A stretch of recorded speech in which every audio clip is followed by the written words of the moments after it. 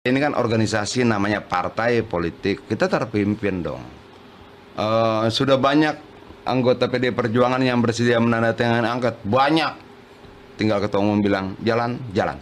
Kalau ketua umum bilang nanti, ya nanti. Gampang aja. Belum pernah merasakan bagaimana terpimpin dalam organisasi. Masuk PD Perjuangan. Gue ditawarin jadi caleg. Mau masuk partai kok caleg, orientasinya kekuasaan ini pasti. Nggak boleh. Apa nggak boleh loh? Enggak. Fokus bang. Balik lagi nih bang. Ikuti kaderisasi. Sudah punya KTA belum? Nah ini nih. Iya. Mumpung ngomongin soal KTA nih, Bang Adian, sudah ada tanggapan tuh dari Presiden Jokowi soal kan katanya sudah ditegaskan bahwa sekarang Pak Jokowi dan Mas Gibran itu sudah bukan lagi anggota PDI Perjuangan. Dan dari Pak Jokowi jawabannya apa? Terima kasih. Jawabannya apa? Terima kasih. Nah, merespon jawaban Pak Jokowi. Gimana tuh Bang? Jawabannya cuma terima kasih. Apa yang mau direspon ya? Cukupkah dengan jawaban itu saja? Ya, memang dia harus berterima kasih karena sudah mendapatkan sangat banyak dari PD Perjuangan. Jadi kalau dia bilang terima kasih, ya kembali kita jawab gitu aja. Sudah mendapatkan begitu banyak dari PD Perjuangan. Dong.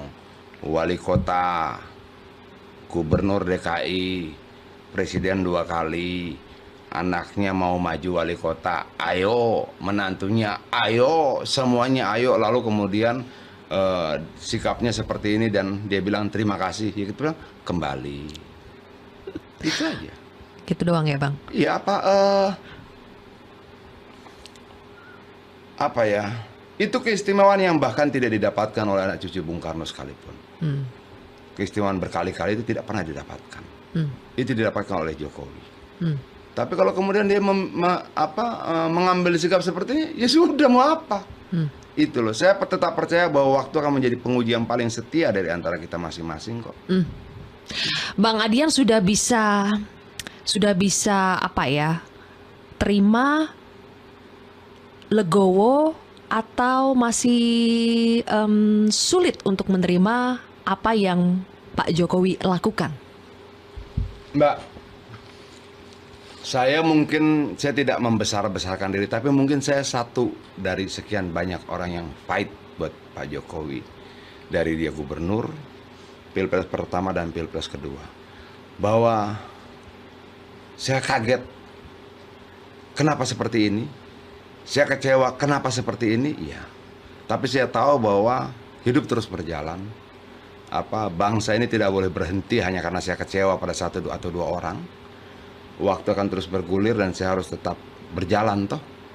Gitu loh. Jadi move on Bang? Atau kepahitan itu akan selalu ada? Lu mau move on nggak move on waktu berjalan kok, gampang aja. Iya, dan PDI Perjuangan itu partai yang paling sering disakiti oleh kekuasaan sebelumnya, paling sering. Dan kita terlatih untuk itu. Kalau sekarang banyak meme yang beredar itu yang banteng dipanah dari mana-mana dan sebagainya, itu mengekspresikan memang kita banyak dilukai. Dan meskipun kata Bang Adian banyak dilukai, kenapa kita belum mendengar Bu Mega bersuara lagi, Bang Adian? Bahkan hanya untuk sebatas untuk mengatakan angket ini jadi atau tidak, kita belum mendengar dari Bu Mega. Ada apa? Nggak ada apa-apa. Tapi persoalannya adalah, apakah Ibu Mega harus bicara sama lu? Sehingga lu harus dengar. Kan masyarakat menanti loh Bang. Oh iya. Bu Mega bersuara. Dan dia tahu kapan waktunya berbicara dan kapan tidak berbicara. Dia tahu harus berbicara apa dan tidak harus berbicara apa. Mbak, gini loh Mbak, Ibu Megawati itu politisi jago, hebat, melewati banyak kali problem, berkali-kali dalam banyak kesempatan. Saya selalu sampaikan, tidak ada partai lain di Republik ini yang kantornya pernah diserbu seperti PDI Perjuangan. Tidak ada ketua umum partai lain di Republik ini yang pakai kaos partainya ditangkap di jalan. Nggak ada yang kemudian secara tegas tidak mengikuti pemilu 97. Itu semua dialami oleh PDI Perjuangan. Ada nggak kader partai lain yang mempertahankan kantornya ditangkap sampai ratusan orang? Nggak ada, cuma PDI Perjuangan. Lalu untuk partai dengan pengalaman yang luar biasa seperti ini, mau kita anggap apa gitu loh? Nggak ada yang ngalami itu. Kalau dibilang partai mana yang paling banyak mengalami pahit getirnya, apa itu istilah garam-garam itu apa? Asam garam itu ya PDI Perjuangan. Dan kita tetap kokoh berdiri sampai hari ini loh. Kenapa saya di PDI Perjuangan? Karena saya mengagumi itu. Mengagumi itu. Saya bangga menjadi bagian dari partai yang punya sejarah luar biasa. Oke, Bang Adian ingin mengatakan Banteng sampai hari ini tetap berdiri kokoh. Mbak, banyak orang bilang begini, lu kalah ya nih Ya. Pilpres segala macam. Kalah menang itu ukurannya apa? Tapi ketika partai kita dengan tegas menolak perpanjangan masa jabatan presiden, menolak perubahan konstitusi untuk 3 periode, kita memenangkan konstitusi dan bangsa ini. Itu jauh lebih besar dibandingkan cuma mengangkat 1-2 orang duduk di kursi. Jauh lebih besar itu. Mungkin orang lain bangga dia bisa menjaga calon presidennya, kita bangga bisa menjaga republik ini. Udah bersemangat begini. Yuk, sekarang kita berbicara soal pemerintahan yang baru. Oke, PDI Perjuangan masih menempuh jalur hukum, mempersoalkan persoalan-persoalan di pemilu, tapi kemarin dari KPU sudah menetapkan Prabowo Gibran, berarti pemerintahan baru akan segera terbentuk nih Bang, tinggal tunggu pelantikannya aja. Dan sekarang kita lihat upaya-upaya membangun komunikasi politik sudah terjadi. Nah, yang paling ditunggu sebetulnya salah satunya adalah rencana pertemuan Pak Prabowo dengan Bu Mega yang katanya mau selesai putusan MK. Tapi sekarang mulai lagi muncul nanti habis rakernas PDI Perjuangan. Menurut Bang Adian, pertemuan Pak Prabowo dengan Bu Mega itu harus terrealisasi tidak? Itu akan baik tidak buat bangsa ini? Gini loh, yang tahu itu Ibu Mega. Kalau dia mau ketemu ya ketemu. Kalau enggak juga emang kenapa gitu loh? Saya tuh bingung soalnya kalau nggak ketemu gawat. Kalau ketemu gawatnya hilang gitu. Nah loh. itu. Ya itu kan pikiran-pikiran lu aja. Orang kalau enggak gini loh. Republik ini bukan cuma Prabowo. Lu tahu nggak nanti dampak kenaikan BBM dan listrik itu kayak apa? Itu loh. Kenapa sih kita lebih seolah-olah dampak ekonomi perang di mana? Iran Israel berdampak pada kenaikan harga minyak bumi. Bagaimana setiap dolar naik minyak bumi itu kita dapat pemasukan 3 triliun, tapi kita harus nomboki subsidi dan bla bla sampai 10 triliun lebih. Kita harus nombok 7 triliun. Itu dampaknya. Itulah yang terbesar di bangsa ini. Semuanya adalah rakyat. Yuk kita bicarakan mereka. Jadi maksudnya nggak perlu didorong-dorong supaya Pak Prabowo cepat ketemu Bu Mega, itu terserah mereka saja. Mereka berdua itu politisi-politisi yang sudah kawakan. Didorong-dorong, ditarik-tarik, diseret-seret juga nggak akan ngaruh. Biar mereka bisa punya perhitungan yang sangat matang. Kan ada diksinya tuh Bang, untuk rekonsiliasi bangsa. Ya Emang kan? kita nggak dalam situasi baik-baik saja gitu? Merangkul semuanya, kembali bersatu. Saya tinggal di komplek DPR. Oke. Kalau menuju rumah saya ngelewati kompleknya Gerindra, kompleknya PKS, kompleknya PKB. Dan saya bisa pulang aman tiap hari. Lalu kita bilang kita butuh rekonsiliasi. Orang kagak ada apa-apa. Kalau kemudian ada apa-apa, saya nggak sampai rumah lah. Orang kalau saya mau pulang ke rumah lewat Gerindra dulu, gimana ceritanya? Artinya ada apa? Nggak ada apa-apa. Bahwa kemudian kita bertarung dalam secara politik, ya secara politik kita bertarung. Tapi secara kemanusiaan, secara pertemanan, berteman.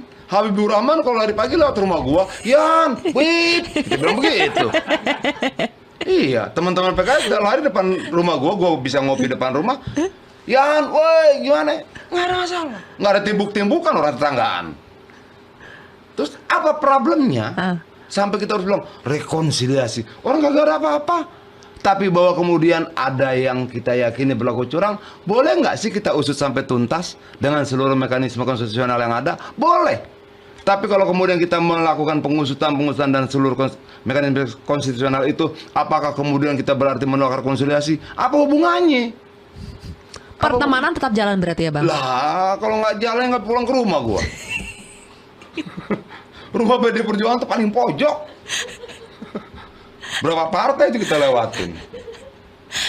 Tuh kan, bingung kan mau nanya apa lagi? Enggak, apa dramatisasi keadaan ini apa sih? Biasa-biasa aja gitu loh. Biasa-biasa aja. Makanya ketika dibilang Gibran bilang mau merangkul Mas Anies, Mas Ganjar, merangkul semua pihak.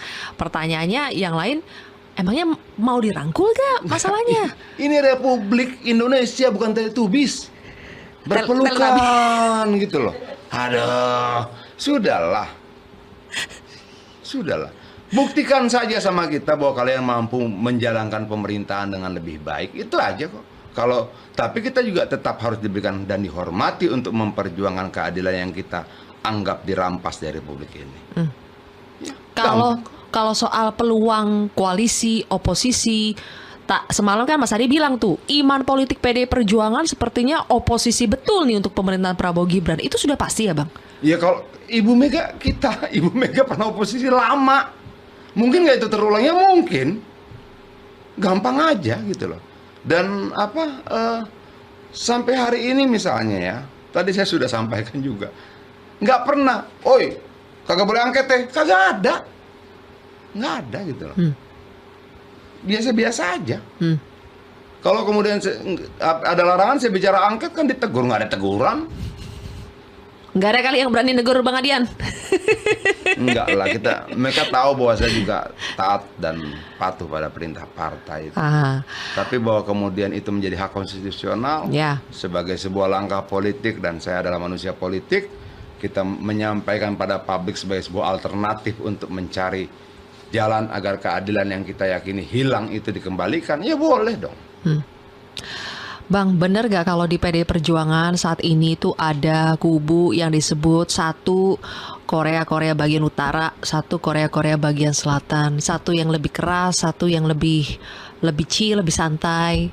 Bener gak tuh Bang? PD Perjuangan itu ada yang sumbunya panjang, ada yang sumbunya pendek, ada yang nggak pakai sumbu. Langsung pengen meledak. Keren nggak? Bang Hadian yang mana dulu nih? Sebentar dulu, maksud gua, kenapa sih kita selalu melihat perbedaan itu sebagai lawan? Kenapa sih kita tidak bisa melihat dari kacamata lain bahwa perbedaan itu kekayaan loh? Itu loh. Apa yang saya bilang tadi, ya mungkin ada yang masuk yang sumbu pendek kali gitu ya. Tapi kemudian langkah kita terkontrol karena ada yang sumbunya lebih panjang gitu loh. Dan itu kekayaan buat kita. Intinya tetap solid gitu ya Bang, PD Perjuangan? Ya solid lah, kalau nggak mana bisa hat-trick pileknya kemarin. Iyalah. Hat-trick tapi kursinya kan turun ya Bang ya? Kita jumlah bicara kursinya hat-trick atau jumlah kursi? Kalau jumlah kursi turun ya, itu turun. Problem nggak buat PD Perjuangan? Naik turun biasa-biasa aja kali ya. Yang penting tetap menang. Oke, nggak masalah ya jumlah kursi kurang. Kan lumbung-lumbung suara PD Perjuangan seperti Jawa Tengah, Bali Bang, dua yang seharusnya di atas kertas itu Pak Mas Ganjar itu menang, tapi ke dalam kita harus lakukan evaluasi bahwa bagaimana kemudian kaderisasi dan sebagainya, keberpihakan pada rakyat itu harus teguh-teguhnya dan sebagainya kita lakukan. Di sisi lain bahwa kita melihat bahwa ada kekuatan luar biasa yang bergerak untuk kemudian memecah belah suara dan soliditas kita di bawah. Tapi ya ini pertarungan gitu loh. Ini pertarungan. Dipukul tuh biasa-biasa aja. Jadi nggak usah baper ya Bang. Dipukul, bangkit lagi. Katanya orang besar itu bukan mereka yang tidak pernah gagal, tapi mereka yang selalu bangkit ketika terjatuh. Iya. Tepuk tangan dong. Oke, Bang. Bentar lagi kan ada agenda pilkada dan kita sudah dengar salah satunya dari PD Perjuangan. Tapi masih ya, Bobi Nasution masih PD Perjuangan ini, Bang? Tanya Bobi lah. Katanya kan tetap mau maju, kalau bisa tetap dari PD Perjuangan. Itu bakal diberikan nggak oleh PDI Perjuangan, Bang? Bakal dikasih nggak? Nah, Bobby itu tanya ketua maju. umum. Bang Adian nggak tahu ya? Gini loh, tanggal 1 nanti listrik mau naik. Lu ngomongin Bobby. Penasaran, Bang. Tuh netizen bawel Enggak, tuh kalau penasaran. kemudian misalnya jawaban itu kemudian bisa membuat harga barang tidak naik, ayo saya jawab. Kalau kemudian jawaban itu bisa membuat sekian banyak anak sekolah yang ketika BBM naik, listrik naik, uang kuliah naik, uang sekolahnya naik, ongkos naik dan sebagainya, dan mereka pasti tidak putus sekolah, ayo saya jawab. Problemnya kan ada persoalan besar di hadapan kita. Kenapa kemudian kita selalu persoalkan Bobby? Emang Bobby apa? Apa artinya dibandingkan sekian banyak orang yang nanti harus mengeluarkan uang lebih, pengeluarannya nambah, gajinya kagak nambah gitu loh. Ya nggak ada apa-apanya dong dibandingkan persoalan bangsa ini. Jangan dong kemudian persoalan yang sedikit demikian besar kemudian kita tutupi dan Bobby gimana bang? Gibran gimana bang? Aduh, sudahlah. Apa sudah mau move on dari keluarganya Jokowi, Bang? Kita nggak pernah meninggalkan siapa-siapa. Kita yang ditinggalkan. Ini curhat, Bang. Enggak, kan lu bilang move on ya. Iya. Lo yang pergi dia kok kita yang ditanya. Sudah rela dengan kepergian itu, Bang. Sudah mengikhlaskan. Begini ya, ketika itu sudah sebuah keniscayaan, lu mau bikin apa? Lu mau bikin apa? Lu pernah pengalaman putus sama cowok? Pernah? Enggak ikhlas, enggak putus aja, mau ikhlas kagak. Nah dia pergi. Masa lu mau aku merendahkan diri lu? Jangan pergi, janganlah. Nggak mengharap balik lagi tuh katanya. Ada orang bilang begini, saya tidak mau kamu pergi. Tapi kalau kamu mau meninggalkan kami, kita permudah jalannya. Cie. Kata siapa tuh ya? Kata itu di TikTok banyak tuh kayak gitu.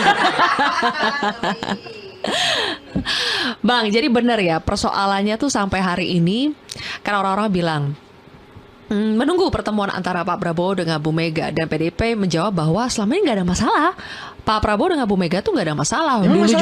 Dulu juga pernah berpasangan begitu kan. Masalahnya ada karena Gini. Pak Prabowo di belakang Pak Prabowo ada Pak Jokowi. Itu Gini. masalahnya. Benar nggak Bang Adian? Kita melihat ada kecurangan sistematis. Prabowo yang ngelakuin, bukanlah. Emang dia cuma Menhan. Ada kekuatan besar yang lebih dari Menhan yang bisa melakukan itu. Dia cuma mampu menggerakkan kementeriannya saja, di luar itu tidak bisa. Terus apa problemnya? Kagak ada. Yang kita mau apa? Pelaku kecurangannya. Di balik itu semua siapa? Itu harus dibongkar. Prabowo tidak. Dia cuma bisa mengatur kementeriannya saja. Di luar kementeriannya bisa dia atur, nggak bisa. Jadi benar tidak Bang? Ini seperti ada ganjalan. Prabowo mau ketemu dengan Bu Mega karena di belakang atau di samping Pak Prabowo itu ada Pak Jokowi. Jadi Bu Mega masih melihat Pak Prabowo dengan Pak Presiden Jokowi itu satu paket. Apakah itu menjadi ganjalan, Bang? Kalau menurut gua begini ya, Ibu Mega itu punya mata politik yang jauh lebih tajam daripada lu. Karena dia matanya diasah berkali-kali oleh sekian banyak peristiwa politik. Dia punya panca indera politik yang jauh lebih tajam dibandingkan lu dan gua. Pasti. Karena diasah oleh proses pengalaman dan sebagainya. Jadi dia akan tahu mana waktu yang terbaik.